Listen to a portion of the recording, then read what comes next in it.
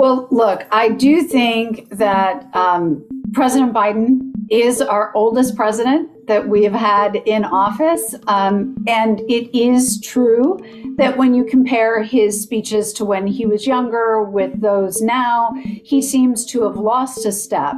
But I don't think that this will necessarily be top of mind so long as the president does what he is expected to do, which is go out on the road and campaign.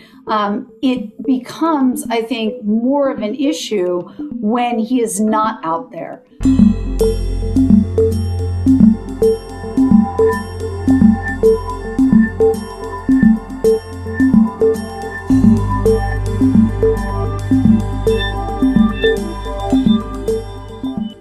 Good evening. I'm Susan Spurlock, Executive Director of Ford Hall Forum at Suffolk University, and I'd like to welcome you to the launch of our Spring 2022 lecture series, Governing in Crisis, Biden and the Looming Midterms. In this evening's program, Pulse Check, Biden's Agenda 1 year in, our panel, a nationally recognized panel of experts, will assess the Biden administration's progress to date and score his performance heading into this year's midterms. We are so pleased that you have joined us this evening, and we do hope to see you in future series programs. This series is a collaboration among Suffolk University's Political Science and Legal Studies Department, GBH Forum Network, the Washington Center, and Ford Hall Forum at Suffolk University. And I'd also like to thank the Lowell Institute for their generous funding, which makes programs like this possible. It is now my pleasure to turn it over to Christina Coolidge from the Political Science and Legal Studies Department at Suffolk University. Christina? Thank you, Susan, and welcome everyone to what is our fourth survey course for everyone, a unique experiment that has actually been a silver lining of COVID, where we have been able to bring you, the audience, into the classroom and experts into the classroom with our students. Tonight's episode is meant to be a look back at what President Biden has managed to accomplish in his first year on his major agenda items, and to also look forward to what a lot of people are saying is doom and gloom for the midterms.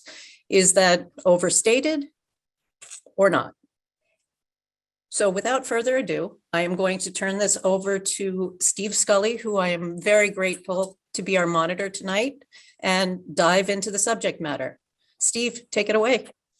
Christina, thank you. And to Susan, it's a real pleasure to be with all of you, and especially with the students, and we will get to your questions, so we encourage that. We have three experts who really are going to take a deep dive in terms of where we are in providing some historical perspective, and also looking at the polling numbers with some comparisons to previous presidents, most notably Barack Obama and Donald Trump.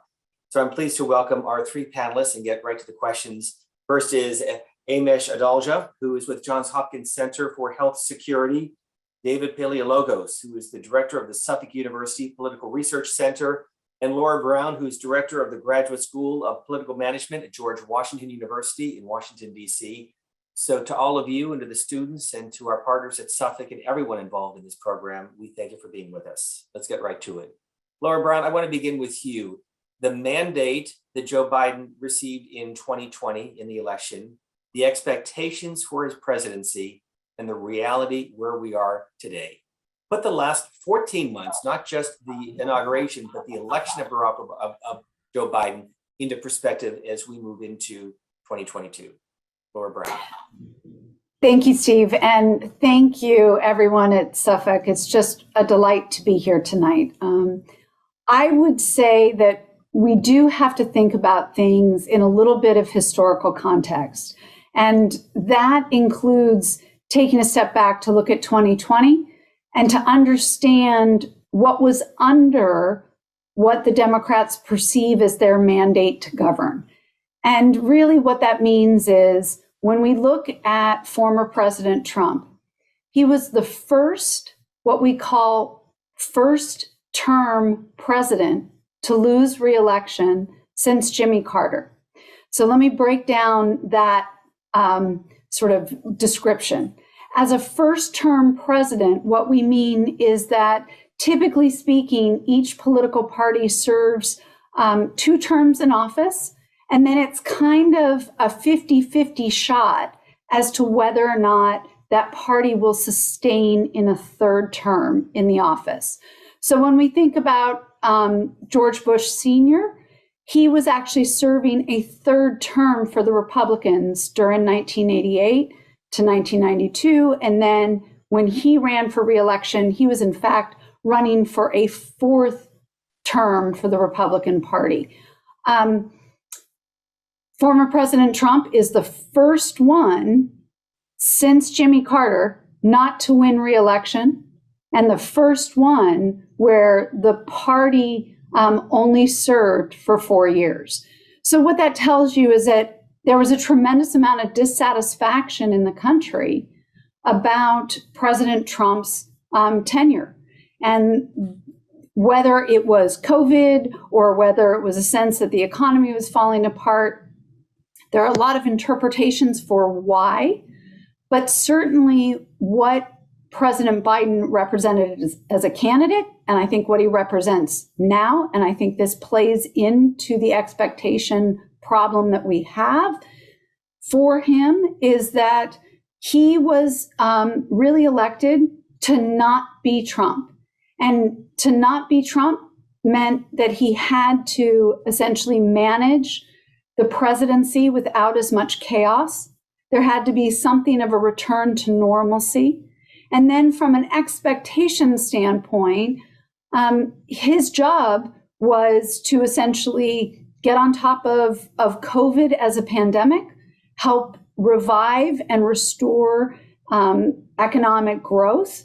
And then in many ways, I think he put forward that he was going to help kind of reduce polarization and create a more bipartisan governing atmosphere. I think where we are today is all 3 of those problems appear to be as serious as they were when he stepped into the office. There was a sense last spring that COVID was getting under control, that the economy was going to come roaring back, and that inflation was a temporary problem. And then there was this sense that, well, look, the Republicans and Democrats did get together and pass, the bipartisan infrastructure over the summer in the Senate. And there was this sense that maybe there could be some more bipartisan work going forward. By the mid-fall, all 3 of those kind of optimistic hopes for the future had really become a challenge, not just because first Delta, the Delta wave, then Omicron, the economy continued to have supply chain and inflation issues, and then obviously the polarization has continued in Washington. So I'll leave it there because that was a long answer. No, Laura, thanks for that. And certainly there have been so many key moments over the last 12 to 14 months, most notably Afghanistan and the withdrawal from US troops. And also, of course, this latest variant, which has upended plans for so many, including you, to come back to the classroom. So, David, let's look at the numbers if we could. Where is the president right now? Because as you well know, the president has, if nothing else, political capital. And when the poll numbers are down, the political capital goes down. So give us an assessment of where we're at today. Absolutely true. So Suffolk University conducted a poll right at the end of December of this past year, between Christmas and New Year's, and we have the Biden approvals according to the poll: 40% job approval, 54% disapproval. Now consider that Donald Trump in December of 2017 had a 40% job approval and a 56% disapproval. So both presidents are struggling at the end of their respective first years. You compare that with Barack Obama, who in the December of 2009 had a 51% approval and a 43% disapproval. These other two charts show the breakdown of Biden's approval after year one on COVID. Seems to be fairly competitive, 47-47, but where he suffered a little bit of weakness was on the handling of the economy, 39-53. The next couple of charts, we explore a little bit more about Biden. One is a pie chart on his leadership, and we asked the question in the survey, is Joe Biden a strong leader? And as you'll see from the chart, you're going to see a lot of red. 62% are saying that Joe Biden is not a strong leader. 33% say yes, that he is. You can go back up one slide, and you're going to see the generic congressional ballot test. This was a bit of good news for Democrats. Remember, in November of 2021, which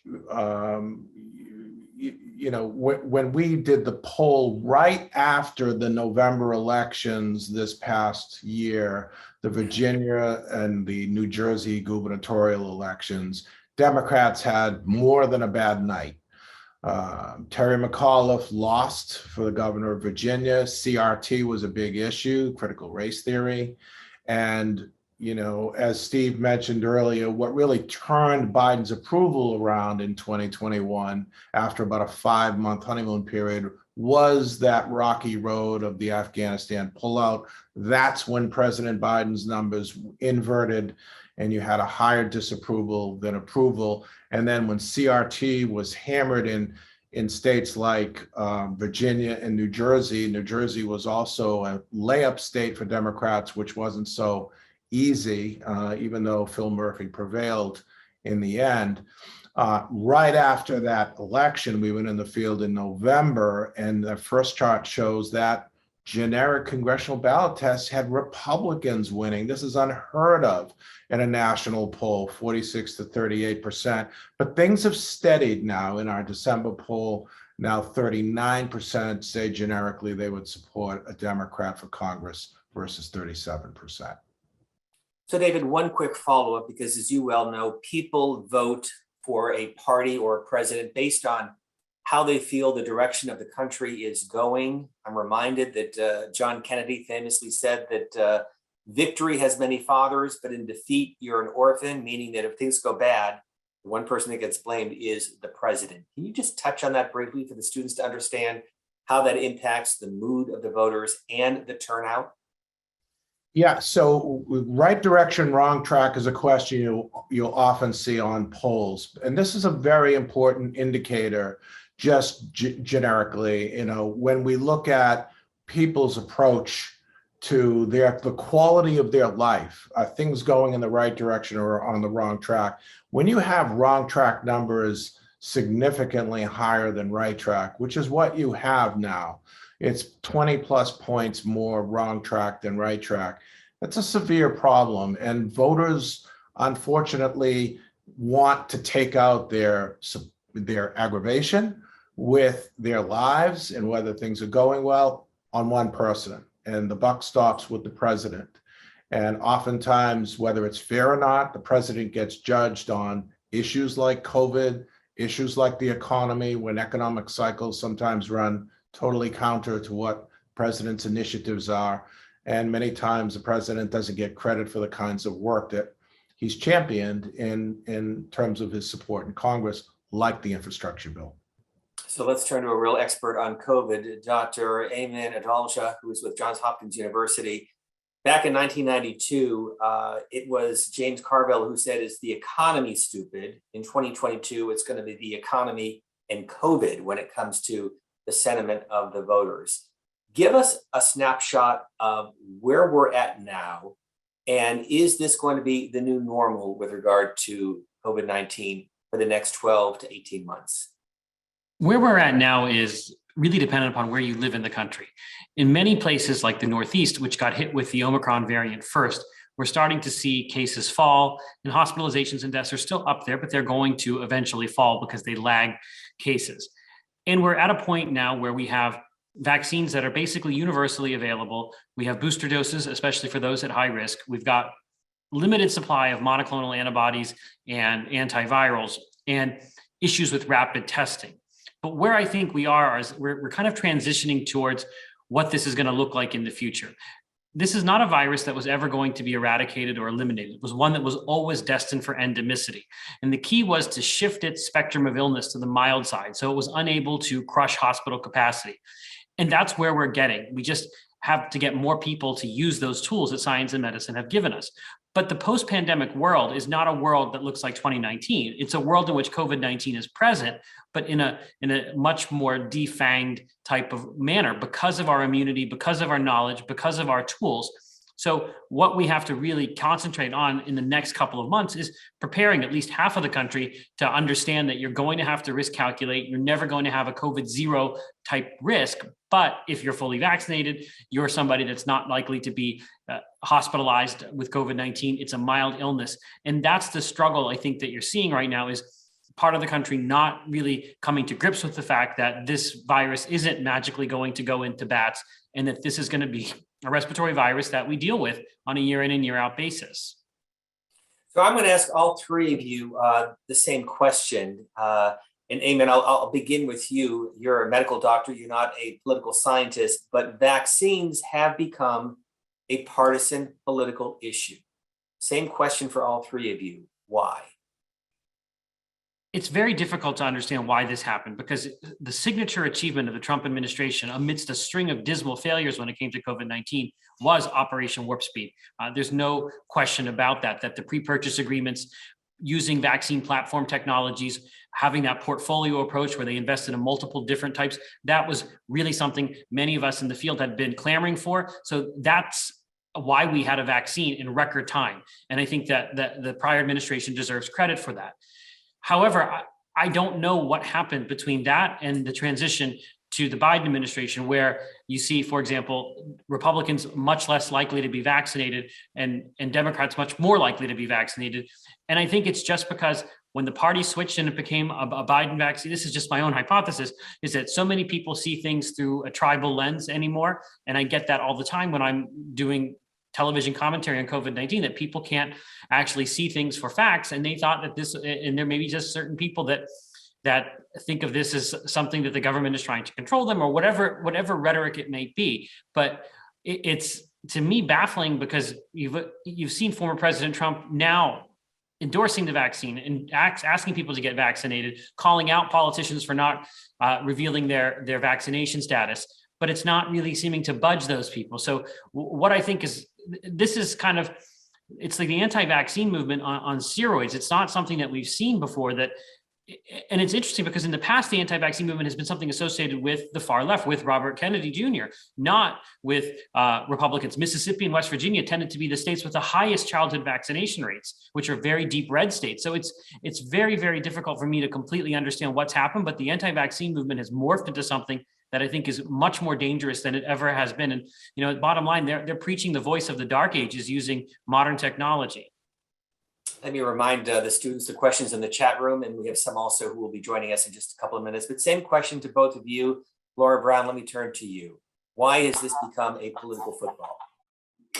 Well, let me just say, I completely agree that at some level, even as a political scientist, I am mystified because these vaccines were developed under President Trump's administration. The one thing that I would say is that right at the time they began to be rolled out is when we actually switched presidents.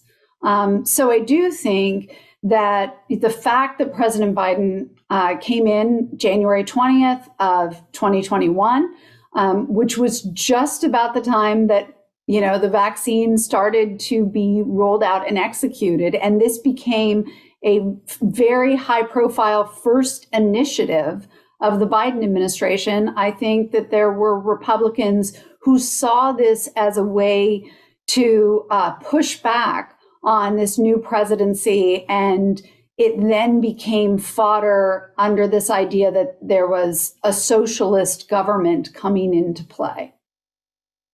David, you look at the numbers, you're talking to the American people through your polling. What's your assessment of this? What I call really a dilemma, because all of us, as we grow up, are required to get vaccines, and we've done so without question, but not now.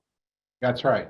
That's right. And it's a major problem because and it's not just this issue, it's climate change, it's abortion. Many of the major issues now fall under the umbrella of political partisanship. You know, in the PowerPoint that's in the chat room for people who want to check that out, you even have a difference of opinion on whether Joe Biden was legitimately elected president. We asked that question this past December. Was Joe Biden legitimately elected? And a majority of Republicans said no. Today, a year later, 58%. So you've got that on the Republican side versus 90+% on the Democratic side, and many more on the independent side, obviously, who said that he was legitimately elected. But that's the prism through which a basic fact that Joe Biden was elected, met the requirements, the electoral colleges, survived all the legal challenges. You still have a majority of Republicans. These are the same folks who are holding back on the vaccine and you know, and feeding this sort of counterintelligence that's going on nationally. So let me get to some of the questions in the chat room. And Lara Brown, one of the questions, this is a what if, but you're a political scientist, had Donald Trump been reelected, do you think the debate over vaccines and mass vaccination programs would have been any different? So that's an interesting question. You know, these counterfactuals are always really difficult because there are so many hypotheticals within one question. I will say that I think you would see different kinds of numbers. I mean, I imagine that there would be Democrats who would be somewhat resistant, but because Democrats also tend to be really closely aligned with the scientific community, I think some of those numbers would not be as stark as they are. I mean, look, when I listen to medical experts and I hear doctors saying that, you know, 80% of the people who are in the hospital right now with COVID are unvaccinated, that seems to me to be one of these very simple facts that says that's why you should be vaccinated, is so that you don't have to be in the hospital. But, you know, as David mentioned, people just are not processing information outside these partisan lenses. I do think of a vaccine much in the way that I think of a seatbelt. You know, not every time I get in a car do I imagine I will be in an accident, but let's be honest, wearing a seatbelt will prevent me from most likely serious injury in an accident. And I just am sort of mystified that anyone would decide that these vaccines are not good. And this is a very different situation politically to prior vaccination, you know, issues. Like if you go back to polio or you go back to other types of times where we've developed vaccines, you just did not see this. There was many more people had side effects, had really bad things happen because the medicine wasn't as strong and as impressive as it is today. And you still saw people signing up. So this is in so many ways unprecedented, and I hate using that term. Well, speaking of impressive, some really great questions from the students, and I want to incorporate them as well, including one from Carol Ann Scott. And David, I'm going to direct this question towards you because it is a political question. And she says that why has President Biden veered so far to the left when essentially he campaigned as a moderate in 2020? Out of political necessity. I mean, you know, you have the squad, if you will, and the wing of the Democratic Party, which is the wing of the party that stands outside in the rain for candidates, that funds with low donor participation, that is really the heart and soul of Democratic primary voters who are important to any president. I mean, and he, I believe, thinks that the issues, the progressive issues, are good issues, climate change, infrastructure, and so on. now there's a tack back to the middle. Now everybody is realizing that the swing voters, the independent voters, the conservative Democratic voters matter more right now, because where are the progressive voters going to go with a Republican challenge? And that's where the rubber hits the road in the midterms. How far left will Democratic candidates have to go to win their party's nomination? And will they be vulnerable in a general election with swing voters? And Dr. Adalja, one of the questions that came in the chat, and I framed it earlier as well in terms of, is this the new norm? We're now dealing with the latest variant, but do we need to be concerned, according to this question, about future variants? This virus is going to continue to mutate, continue to generate new variants so long as it's infecting humans. That's what viruses do, and especially coronaviruses, because remember that this virus is part of a family of viruses, 4 of which cause about 25% of our common colds, and they are able to get around our immunity every year and reinfect us.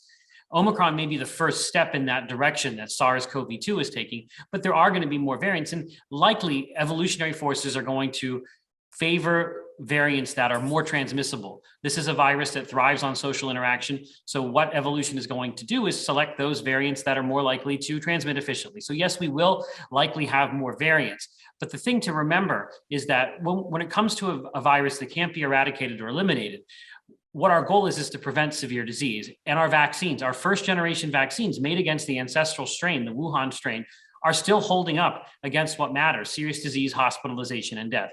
So it's very, very difficult for a variant to be able to erase all the protection a vaccine gives us. It's not all or none. And I think that while there's going to be a need to have very robust characterization of new variants and to have early warning signals when they occur, I'm pretty confident we'll be able to handle them with our vaccines, with antivirals, with tests, all of the stuff that we've learned. So even though, they sometimes facetiously say in my field that they call them scariants because of the way the press handles these variants when they come out. Like, for example, the headlines about BA2, the sister of Omicron, or however they're calling it now, or the stealth Omicron is the other, that you have to really see through all of that noise. And remember, viruses have been mutating and will continue to mutate, but we've got tools to meet them. And I think it's not something to be panicked about, but to be vigilant about.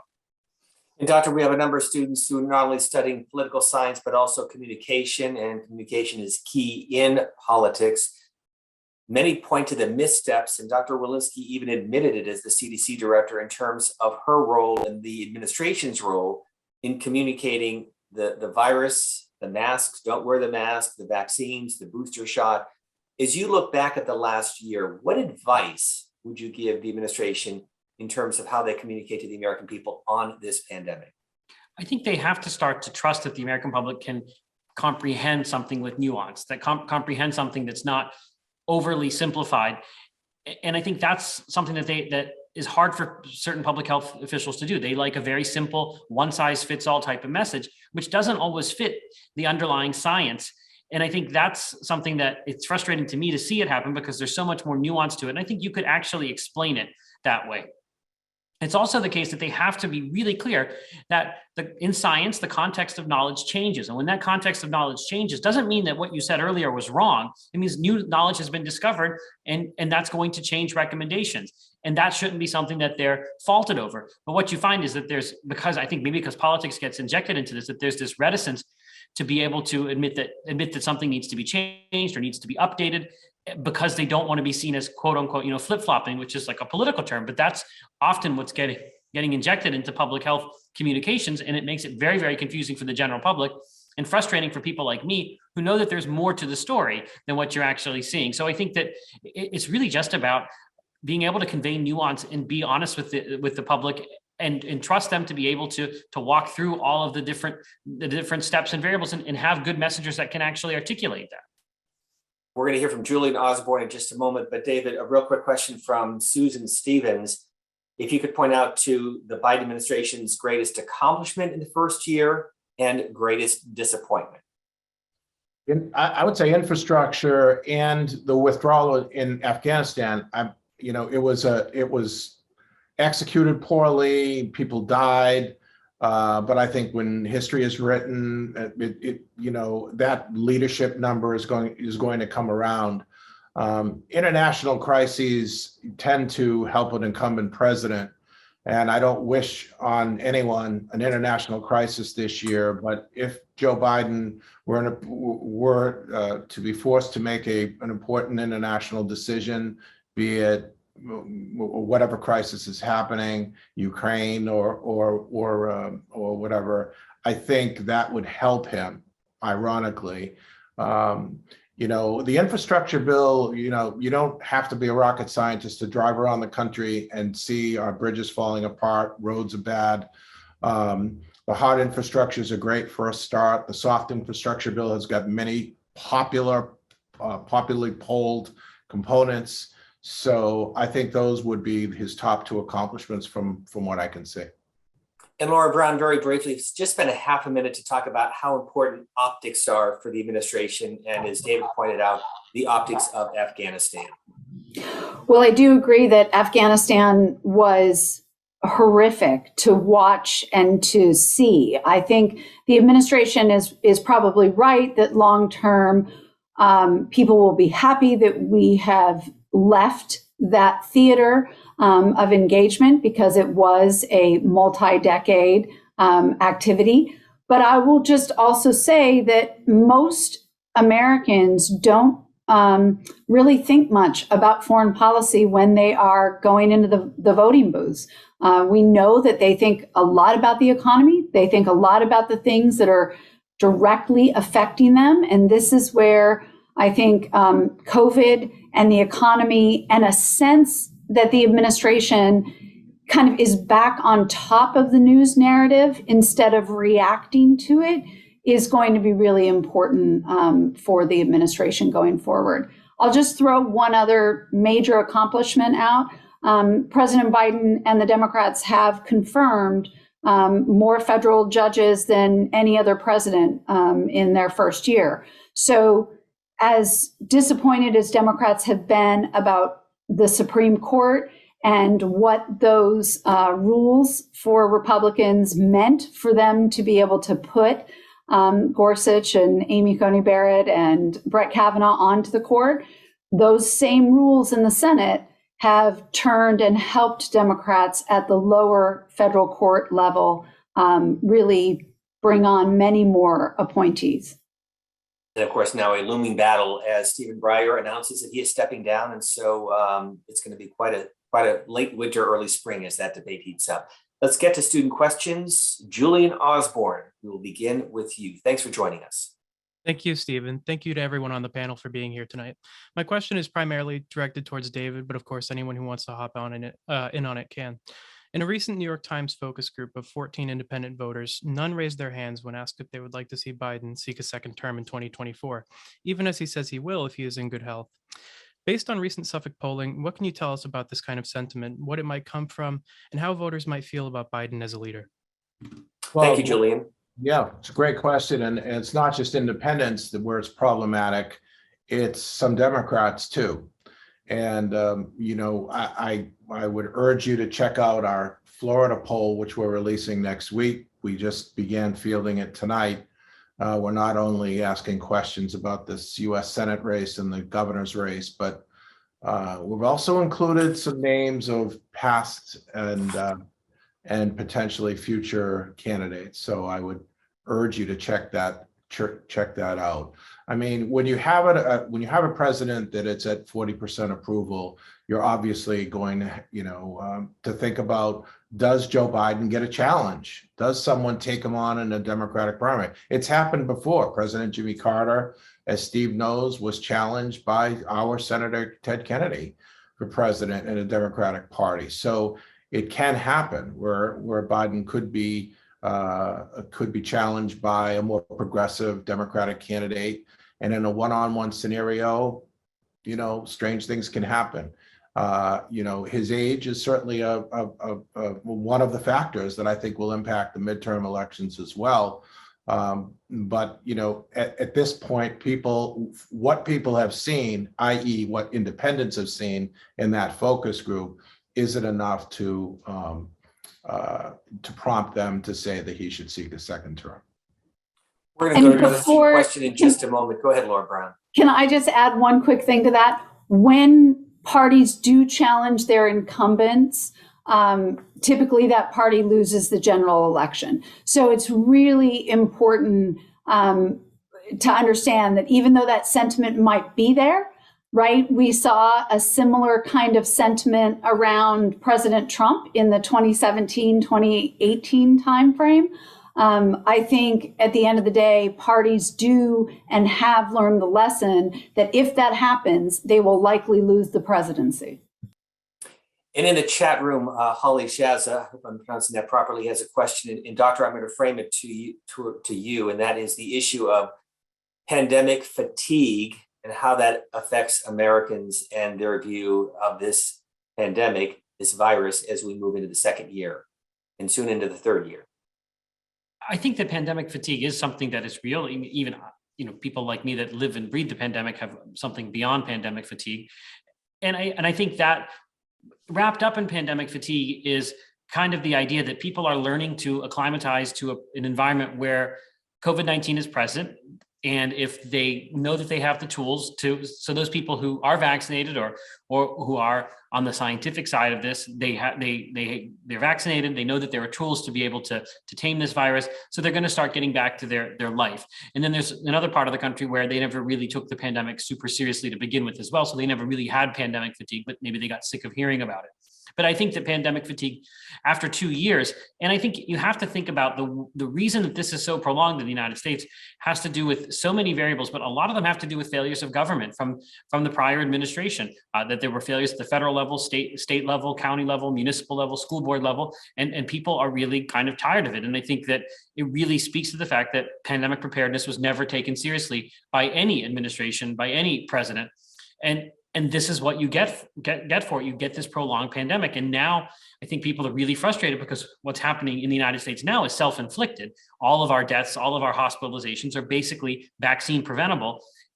And that sort of adds to it. And then I think that because there's a lot of differences in risk tolerances among the general public, that's also frustrating to people, that people don't know how to act in a pandemic or deal with a new virus that's now part of everyday life. And I think all of that's just kind of compounding with each other to kind of have this kind of dread that people are just tired of it. And I think it makes it very difficult to be someone in public health or an infectious disease and talk to people about something that they don't want to hear about anymore. And we don't want to lose the opportunity to fix all of the problems in pandemic preparedness. Now there is a window, and we want to make sure that we get things fixed so that when this happens again, not if it happens again, but when it happens again, that we don't have this same type of failure, because pandemic fatigue is a real problem right now.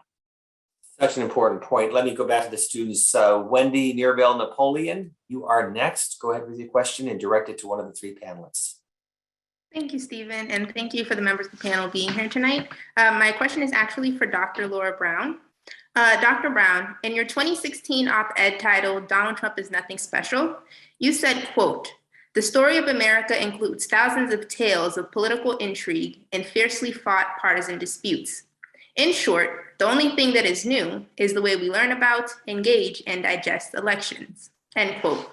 With how pervasive social media is, do you believe that tech giants in Congress have a responsibility to protect the people from non-traditional leaders with access to millions of their supporters who are willing and ready to incite violence like what we experienced on January 6th?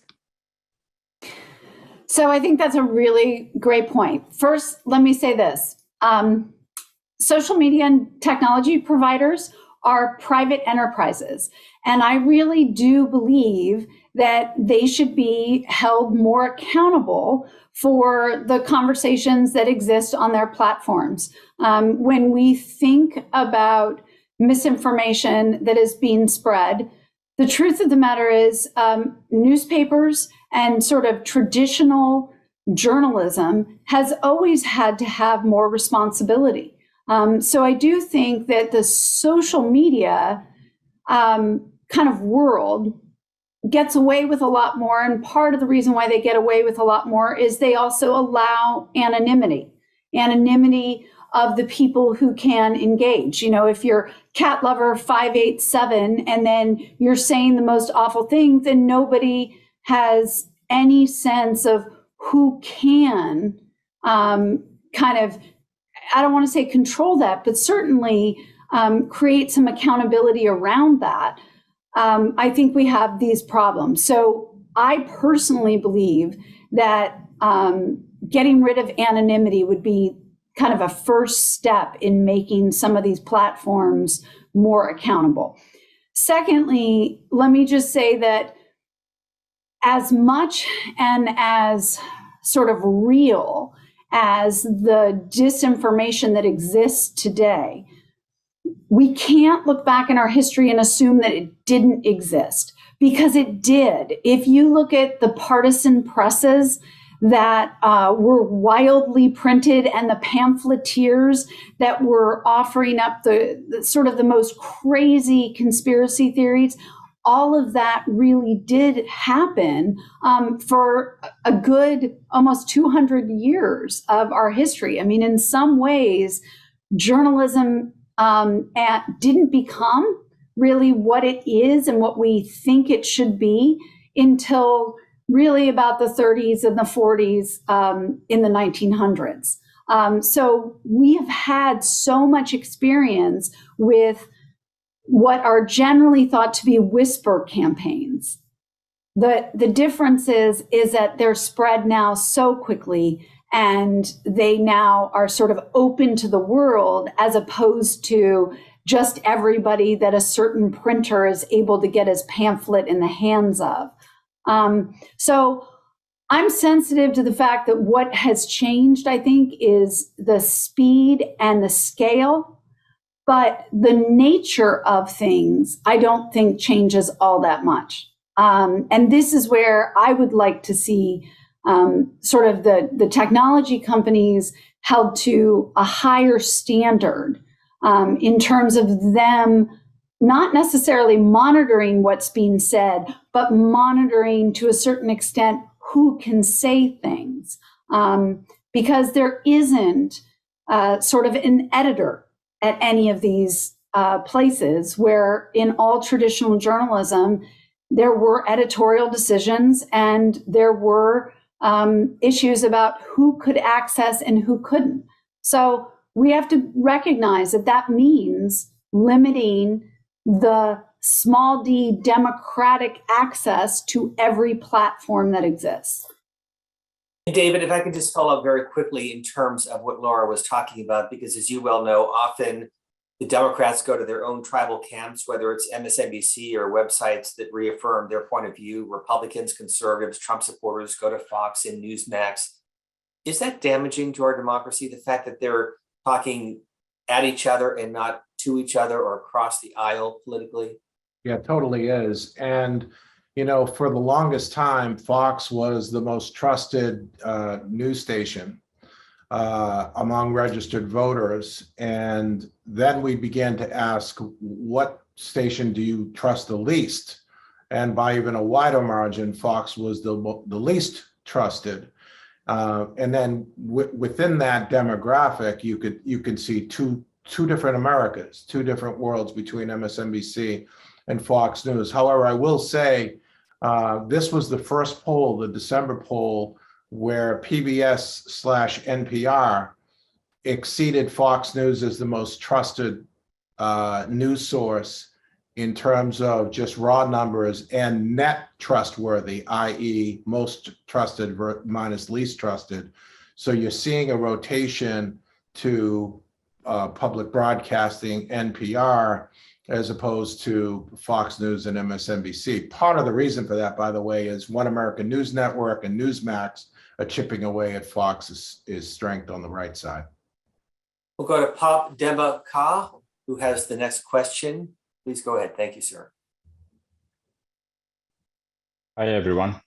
Thank you, everybody, and the members of the panel. My question is for Dr. Adalja, and it is about global public health, and more specifically about the distribution of the vaccines around the world. Although the United States has spent more than $2 billion in contribution to the Vaccine Alliance to support access to the COVID-19 vaccines for middle and low income countries, the reality is that the inequalities are extreme in this in the distribution of the vaccines. For example, 60% of the people in the United States are vaccinated, while only 6% of the whole sub-Saharan Africa is. What do you think the United States government can do to assure more equality in the vaccines distributions around the world? And Thank how you. this can affect the future pandemic preparedness for the world? Thank you. Thanks for the question, Dr. Adalja. So I think this is the most critical task remaining when it comes to COVID-19, because if we don't have this virus controlled in all corners of the globe, all of us are going to remain at risk. That's how new variants get made, and that's how global disruption continues. And I think that there was a lot of expectation that we would see vaccine nationalism, and it's not unprecedented. Vaccine nationalism occurred, for example, during the 2009 H1N1 influenza pandemic, when Australia had the first pandemic vaccine and put export restrictions on the use of the vaccine. And indeed, here with this pandemic, the United States did put export restrictions on the use on vaccines, or even vaccine ingredients going to other countries. So this was a major. Everybody told everyone not to do this vaccine nationalism, but it continued. It always happens because politicians are playing to their domestic audience, and people in Africa don't vote for the president of the United States, whoever that president may be. So they're always going to take care of their own first. And I think what needs to happen now is that we have to really prioritize first and second doses all around the world, and actually giving people doses, not just money, because right now we're in the United States, we're in the midst of a booster campaign where more people have been boosted than are getting first doses now. And we're boosting people that are already protected. And that's not necessarily going to change the trajectory of the pandemic. The trajectory of the pandemic is changed by first and second doses in the United States, as well as in other countries. Because when I work in the intensive care unit, it's not people who lack a booster that I'm taking care of. It's people who lack first and second doses. So I think there really just has to be a recognition that we have to think about a pandemic from a global perspective, because that's how pandemics work. This isn't a domestic problem. This is a species-wide problem. And I don't know how to fix it, because it gets mired in politics, and it's easier for them to give money than to give doses. But here in the United States, we have doses that are getting thrown out in the trash, and they don't want to even vaccinate people who come across the border illegally in Mexico. So there is so many problems with the way they distribute vaccines that it's hard to know exactly where to start. And this wasn't something that came out of the blue. This was recognized, and there were plans in place, but it all just gets mired in global politics. And this is what happens. And this is going to allow the virus to fester much longer than it needs to. So I think we really have to push for this to be taken care of on a global rather than on a domestic level, because I think we're taking care of who's gotten vaccinated here has gotten vaccinated here. And I think we can't continue to ignore this major problem of COVID outside of our borders. So, Doctor, let's put politics aside for just a moment. Back in November, I had the chance to sit down with President Bush. He had read John Barry's book on the pandemic of 1918. And he said one of his many takeaways was to make sure that the pharmaceutical companies worked together to deal with a vaccine whenever the next pandemic would happen. So did we see that with Merck and Pfizer and Johnson & Johnson? Is that one of the success stories of this pandemic? We definitely saw pharmaceutical companies cooperating a lot. We had Merck, for example, making vaccines by Johnson & Johnson. We had contract manufacturing organizations doing AstraZeneca and J&J vaccines. There were some problems at that factory, but that was happening. I do think that there was a recognition, and I think that was exemplified in Operation Warp Speed, that this had to be something that was an all of industry approach to it, because they had the solutions. They knew that this was the biggest public health threat that the world faced, and that they had to do it. And I think that there is that recognition that pharmaceutical companies will work together in those types of situations, and that we need to be able to use kind of warm bases of manufacturing to be able to get doses out quickly. I think that problem is solved. It's still just about the vaccine nationalism part that's a little bit difficult to solve. But I do think that when you look at the way the vaccines were made and how quickly they were made, this is the highest grade possible that you could give to the way that aspect of the response. Let me turn back to some more student questions. They've all been terrific, so thank you. Kelly Noy Sarmento, good evening. You're next. Hi, good evening, everyone. Thank you for the opportunity, and thank you to the panelists for being here. But Mr. Scully, my questions are actually for you. I have a two-part question. I would like to know what you think the president's biggest challenge is right now, especially with the low approval ratings, considering that past presidents like Clinton and Trump have been in this position before. But given your experience, what can President Biden do to recover from this? Also, I'm interested to know about your most challenging interview, and did it have an impact on how you approach your job? Wow. So let me take the second one first. The most challenging interview, there have actually been two, and for two very different reasons. Barack Obama is a fascinating person. The problem is he is a former college professor. Not that I ever have anything against college professors, but his answers tended to be very long-winded. And so if you asked a question 6, 7, 8 minutes later, you would have the final answer. So when you're sitting down with the president, as Laura knows with her husband, Major Garrett, you have a very short period of time. You want to get in as much as possible. Donald Trump, it was a very different kind of an interview because he would be all over the place. So you began with one topic and he would move on to something else. And so it's often challenging to do the interview. The best interview is the type of interview where you can often use their own words and get them to respond. So let me give you a specific example. In December of 2008, we did a lengthy interview, 45 minutes, with President George W. Bush. Went back to what he said in 2000 after the Bush v. Gore decision, and he said he wanted to bring the country together and he was hoping for a more promising decade. I asked him what happened. He kind of exhaled. It was like the air came out of the Oval Office, and he said, I guess I was a more hopeful person back then, which really kind of is emblematic of what we're talking about today in terms of the politics of our country and the partisanship that we're seeing in this country. So that was a memorable interview. And then finally, what can President Biden do? I think he's doing what past presidents have done. He's going to try to refocus on what he accomplished in the first year, namely infrastructure. He's going to take chunks or bits and pieces of Build Back Better, and he's going to try to recalibrate the narrative in 2022. This election, the midterm election, is about the economy and COVID, pure and simple. Yes, foreign policy will be a factor. We don't know what's going to happen with Russia, but people vote pocketbooks and they vote, as David pointed out, the mood of the country and the trajectory of the electorate. So I hope that answers your question. Thank you very much. Thank you. So David, let me turn to you and follow up on what Kelly was asking about the midterm elections with one caveat that I think is important for the students to understand. And that is what we're talking about in late January could be very different in late October. So can you address that? Yeah, sure. You know, Amesh isn't going to like this, and probably some students aren't going to like this, but if COVID is still around this fall, that helps the Democrats. I'll say that again. If COVID is still burning through the United States, it's going to help Democrats because it's going to force states to expand and continue absentee balloting and mail-in balloting, which helps Democrats, and in many cases helps progressive Democrats. That's the reality of it.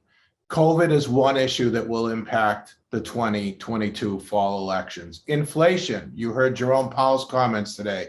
The stock market began up 400 or 500 points, and then it dropped, so low. It turned around and dropped 600 or 700 points when he said we can maintain a series of hikes of the interest rates this year without adversely impacting the economy. Build Back Better, obviously, it will play a major role in what Democratic candidates for Senate and Congress will be saying in their local districts. The January 6th investigation, we asked a couple of questions about this on the poll, could have an impact, especially if Donald Trump or members of his family are pulled into that. It will give Democrats a visual of Donald Trump, which you did not have in Virginia. Terry McAuliffe tried to run against Donald Trump in Virginia. Trump did not set foot in Virginia, and McAuliffe was swinging wildly against the ghost of Donald Trump and missing on the issue of CRT, which is the next item on the slide. CRT in the classrooms made a difference in Virginia, almost made a difference in New Jersey. That will have an impact. An international crisis would favor Joe Biden. If, unfortunately, there was an issue where the U.S. was drawn into an international crisis, usually the country, and especially independents, will side with the incumbent president in a situation like that. It happened with George Bush after 9/11. It could happen here. The health of Joe Biden, nobody's talking about it, but being president ages you. You interviewed Barack Obama. His hair was very dark and healthy looking. By the end of his presidency, it was gray. The presidency takes its toll. And when you're, an octogenarian to begin with, this is something that could impact the midterms, because God forbid if something were to happen to him, Kamala Harris right now has even lower approval ratings than Joe Biden. So that could affect not only markets, but the international situation and approval, and of course, the candidacies of Democratic candidates. Far left and right drawing within the parties, that's going to impact the midterms too. If Democrats take the party, one of the questioners asked this, too far to the left, you're going to alienate independents. If too many Trump candidates pull the Republican primaries this fall to the right, same problem for Republicans, alienating independents. U.S. mental health crisis. Suffolk asked in this last poll, do we have a mental health crisis in the United States? Now think about that word crisis. I could have put, is it an issue? How important is mental health? But I just wanted that small group of people who said we have a mental health crisis in the United States. And guess what? 88% of registered voters across the country say that the United States has a crisis, a mental health crisis. And when you looked at Democrats, Republicans, and independents, it was all 80+% or better. That issue could be a silver lining for a Democrat or a Republican platform piece, or for Democratic or Republican candidates, because it's a no-lose issue. And of course, voting rights with redistricting, favoring Republicans in many state legislatures, and with efforts to curtail voting, that's going to be a problem for Democrats and would benefit Republicans. However, as I say, if COVID is an issue, and I know in Massachusetts, we're preparing for massive mail-in ballots in August, preemptively, that's going to help Democrats as well. Laura, this is a question from Dominic Champa, one of the students, and it goes to what David was talking about a moment ago, and that is questions about the president's agility. He is 79 years old. If you watch some of the media coverage, they say that he is in cognitive decline. How does the White House address this issue, and what's your overall assessment of the president? Well, look, I do think that President Biden is our oldest president that we have had in office. And it is true that when you compare his speeches to when he was younger with those now, he seems to have lost a step. But I don't think that this will necessarily be top of mind so long as the president does what he is expected to do, which is go out on the road and campaign. It becomes, I think, more of an issue when he is not out there, right? So when we saw the president kind of not engaging in press conferences and not giving speeches, there started to be suspicions among the American people. I think that's why when he gave his press conference, last week, was it last week or the week before? Right. He was there for 2 hours. And why? He wanted to show that he has plenty of stamina. He has plenty of fight within him. And I think that he can show his overall kind of vitality by getting out and doing things. And I think he will. Dr. Adalja, this is a question from Shannon Kelly, and that is basically for those who are still on the fence, either to get the first vaccine or to get the booster shot, what should the president do? What advice would you give the administration? I think that this has become part of the problem, that this isn't something that you turn to the president to answer for you, to persuade you to get a vaccine. You turn to your personal doctor. The people that wanted to get vaccinated got vaccinated, and the people that are hesitant now, what I find works the best, and this is me talking to you as a treating doctor, not as a policy person at the Center for Health Security, it's actually sitting down with them and saying, what's the issue here? What questions can I answer about this about this vaccine? What's holding you up? Are there ways we can figure out, can I show you the data? Can I go over it with you? That's what's going to move the needle, so to speak, into people's arms. It's actually talking to people they trust. It's not talking heads. So I do a lot of television on all three of the major cable networks.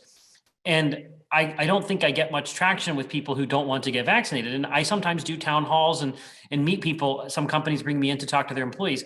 And I was at a school, actually my old elementary school, they did something for the parents and they said, seeing you on television, I don't really get that persuaded. But when I'm sitting here right now, I know that I'm going to leave this place and go out and go get a vaccine because I saw you with my own eyes and I could answer questions and you didn't duck the questions and you answered them all. That's what's going to work. It's enlisting primary care physicians or other physicians that people trust. And I think that was one of the mistakes of the vaccine rollout, that it was all kind of top down, go to this vaccine center and line up and get vaccinated.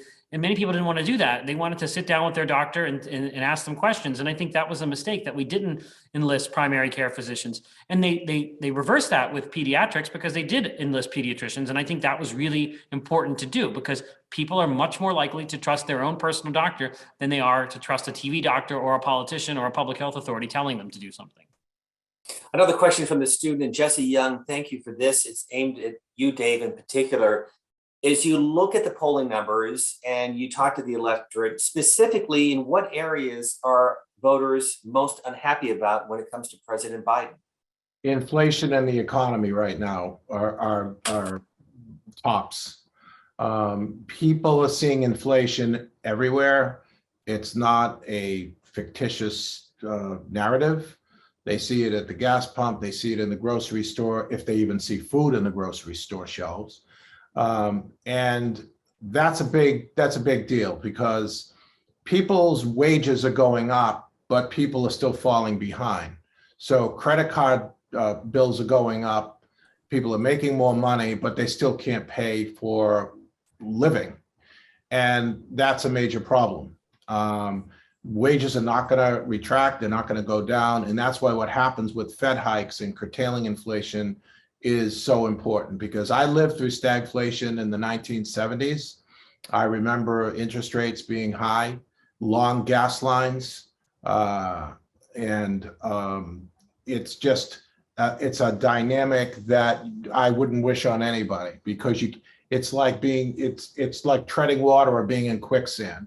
No matter how much you work, no matter how many hours of overtime you put in, at the end of the week, you still can't pay your bills because businesses have to raise prices because they're paying higher wages and the cost of goods are higher.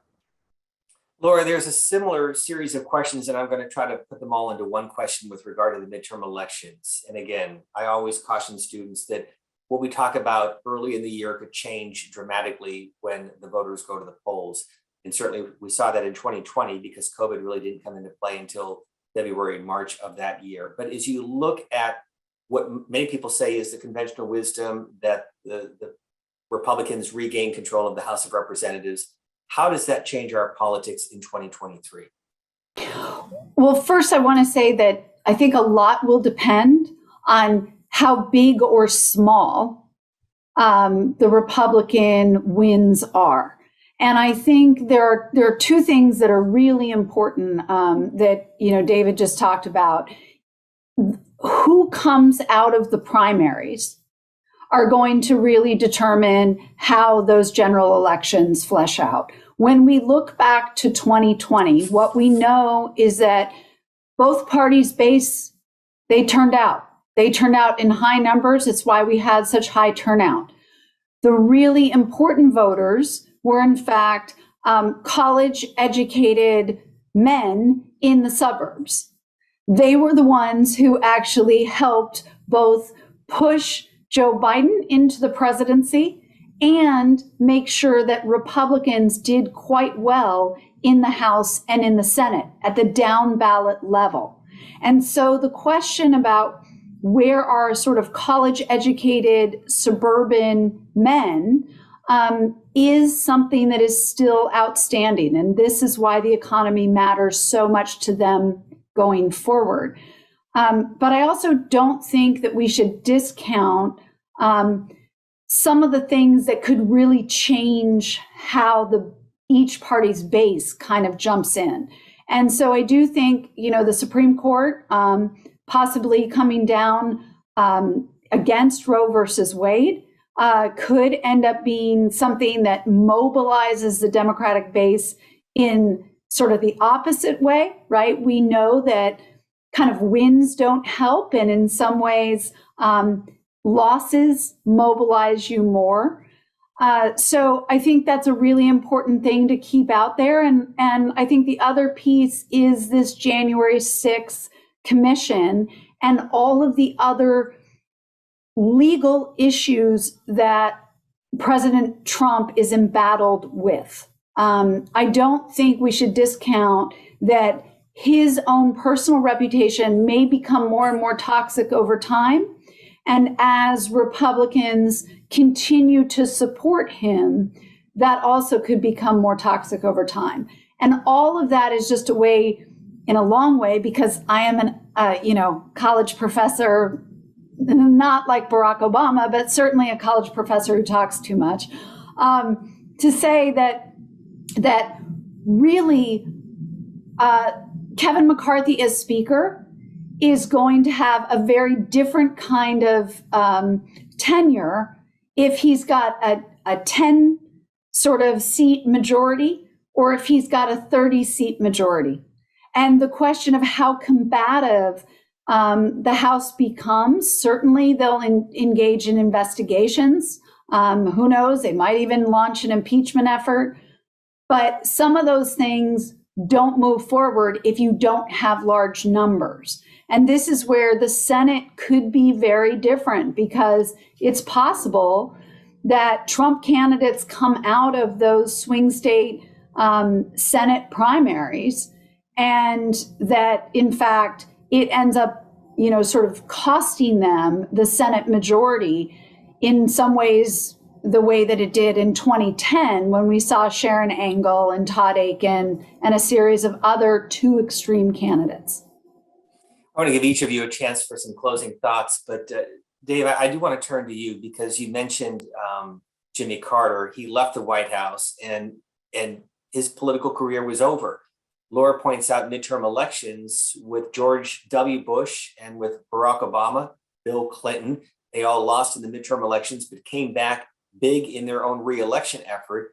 And now we have Donald Trump, who lost the popular vote and the Electoral College vote and still has a firm grip on the Republican Party. Why? And is there a historical parallel? So Trump has a grip because he has a core base of 35 to 40% of people who would drive over a bridge for him. These folks have followed him on Twitter, continue to follow him, have donated to his legal issues and his causes and so on. That's enough to swing most elections. The people who don't vote in Republican primaries are casual Republicans, people who might want to enter their state or their district's Democratic primary because it might be more interesting to them. The people who will absolutely vote will be the far right conservative Trump voters, and he will have an impact on this midterm cycle.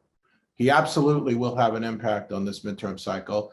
And the progressive left will, many of whom are disappointed in Joe Biden or disappointed in their own congressional candidate. I read an article today about Senator Sinema is going to have potentially a progressive challenger. There are major funders who are looking at challenging her. So the left will come after her as well. And that could be problematic in Arizona as well. So let me turn, and first of all, to the students, thank you for your really, really good questions. And Laura, just for the record, college professors don't speak too much. So, but I was making the reference to Barack Obama, who does love to talk, as did Bill Clinton. But I want to give each of you a chance to kind of summarize two things. First of all, what you've learned, what your takeaway is from this conversation, and kind of the state of where we're at in the country. So Laura, let me begin with you, and then David, and then Amesh.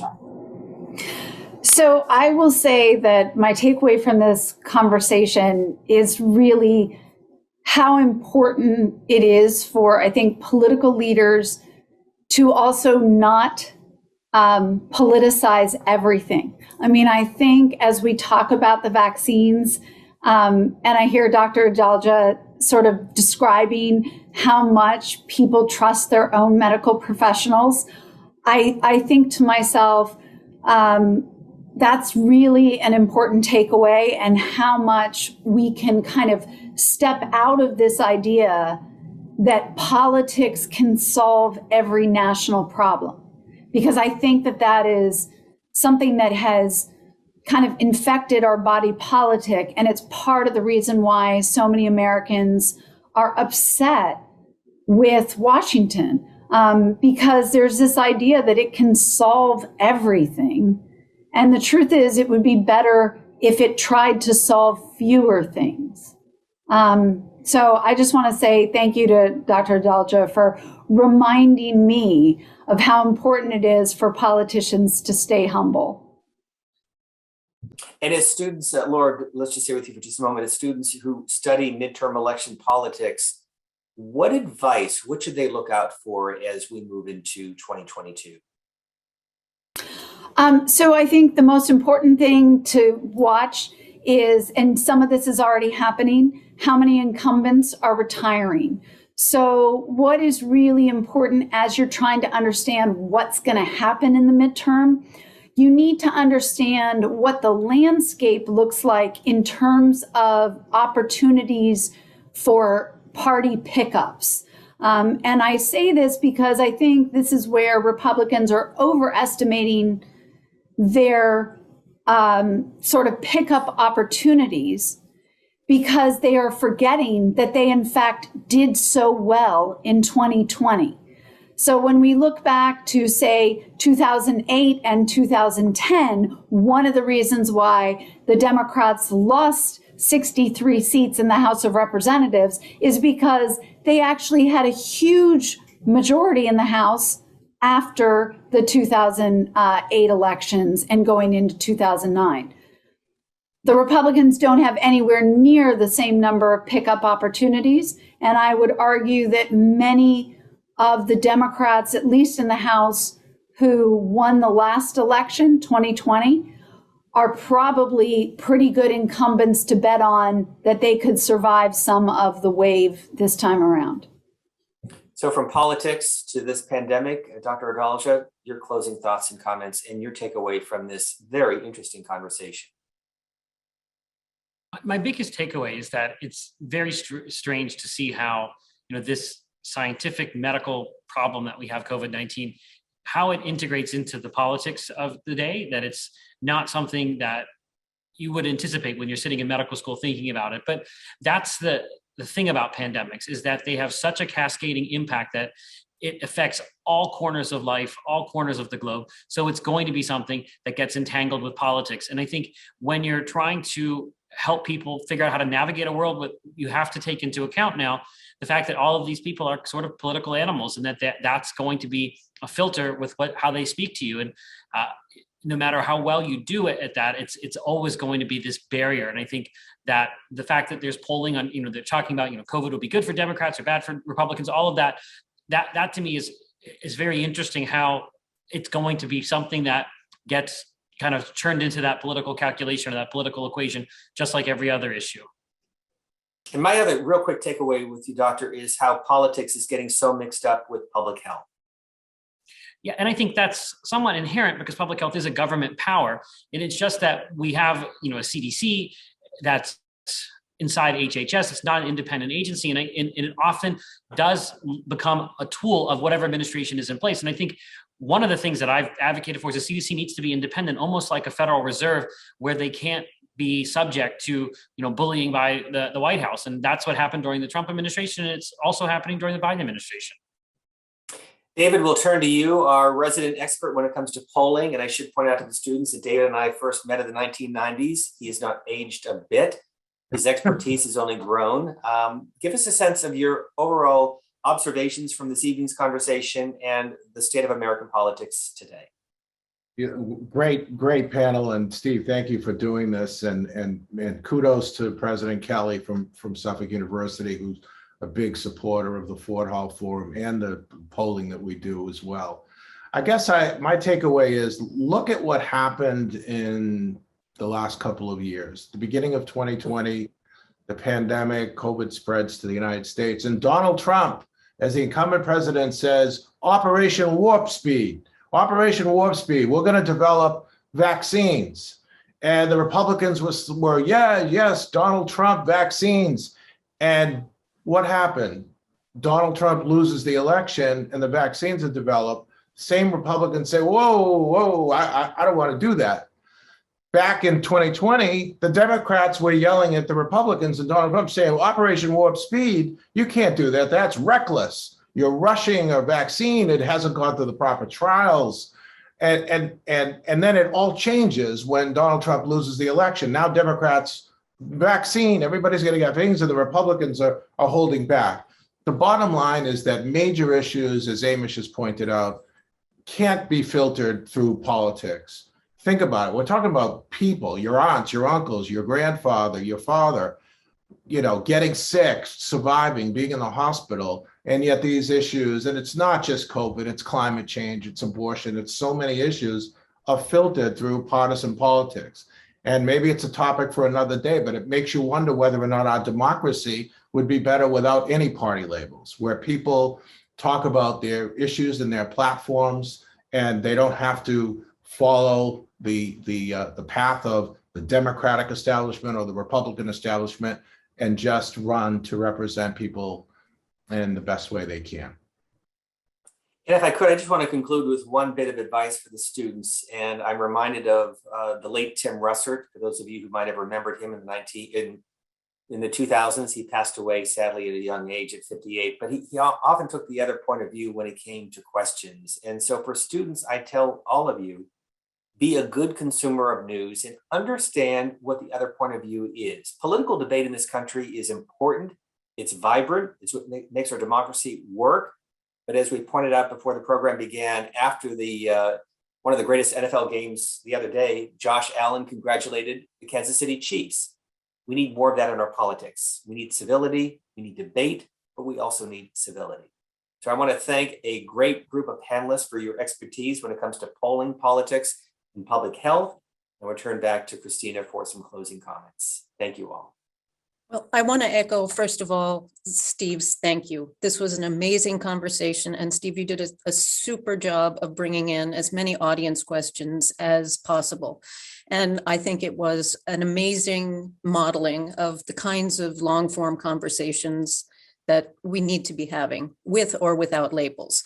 And it's also a very interesting way to end this panel, because our next episode is actually going to be looking at the crisis of American democracy. So we're going to take a deeper dive into hyperpolarization and what we can do to fix it. Maybe we'll have Dave back and talk about no labels. So I want to urge everybody in the audience and thank them for joining us today, and urge them to join us for our next episode, which will be February 16th, Governing in Crisis, Biden and the Looming Midterms. Have a good night, everyone.